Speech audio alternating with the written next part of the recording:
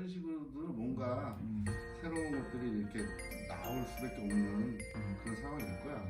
예전처럼 가가지고 모집해가지고 데려가가지고 뭐 시켜주고 뭐 이런 거는 이제 뭐 난 진짜 클 수가 없어. 없죠. 자기 내년에 언제가 자기랑 방을 같이 쓰자. 나도 프로젝트 하고 싶은데 나 맨날 그러니까 내가 제일 문제가 그 세상에 얼마나 막 계속 돌아다녔다가 프로젝트 갑시다. 그러니까 운이 좋아지면 진짜 같이 한번 나 우리 같이 한번 다니고 나는 우리 같이 가본 적은 없어. 셋이 가본 적 없어. 그러니까 뭐 우리가 누구 하나가 더 끼든 뭐 셋이 방을 하나 같이 쓰든 왜? 한번 가면 가면 좋지. 아니 나는 진짜 한 달에 크리스 한 번씩 갈 돈이 날라가기 때문에 차라리 그런 가 있어. 차라리 가 있는 게 난 남는 장사야. 오히려 문 닫고. 나도 똑같아. 김이가 얘기하는 게 전체 이제 포스트 코로나 시대를 지금 그 도감하는 뭐가 좀 있어야 될 거 같아요. 저는 아주 간단하게 생각해서 코로나 지나고 난 다음에는 여행이 어디 완전히 달라질 것 같아요. 근데 예를 들면 여행 가격은 30% 인상. 깃발 들고 다니는 사람은 없어질 것 같아. 아니 웬만해서. 그것보다는 깃발까지는 안 필요 없고요. 근데 중요한 거는 여행 가격이 30% 인상이에요. 항공 인상, 크루즈 인상, 호텔 인상 다 인상이야. 그렇지. 그러니까 사람들이 생각하는 거하고 다르게 여행 가격은 다 인상이 될 거예요. 그러면 어떻게 되겠어? 여행 경비이 증가하니까 비용이 여행을 갈 수 있는 사람들은 소수가 됩니다. 그러니까 패키지는 나락으로 떨어져. 패키지 사업은 내가 못 떨어지는 거. 그다음에 개인 여행이 되는데 개인 여행도 양극화.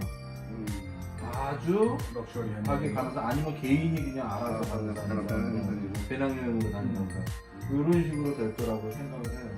그래서 지금 생각은 지금 크루즈 업계를 위해서 여행 업계가 지금부터 10월 정도까지 죽을 맛일 거거든요. 근데 얘네들은 분명히 30% 올리려고 벌써 계획을 세우고 있을 거란 말이에요. 그래서 10월까지 예약, 내년 거 예약을 하면 좀. 그러니까 올 10월 거까지 내년 거를 예약을 해놓으면은 그럼 제 생각에는 내년 거를 좀 더 저렴하게 움직일 수 있을 거예요. 근데 만약에 또뭐 전망이 되는 또 가을철, 겨울철 그건 뭐 아까 올해가 아니라 내년 거. 아 올해 거를 예약할 필요. 근데 올해 예약한다는 건 요즘의 예약 방식이 뭐 쉽게 말해서 취소 불가. 아니에요. 세일 이런 거 아니야? 아니야. 이런 거 아니야? 취소 걸어만 놓고 걸어만 넣고 그다음에 내년에 뭐 또 상황 바뀌면 그렇게 될 거라고 생각해요.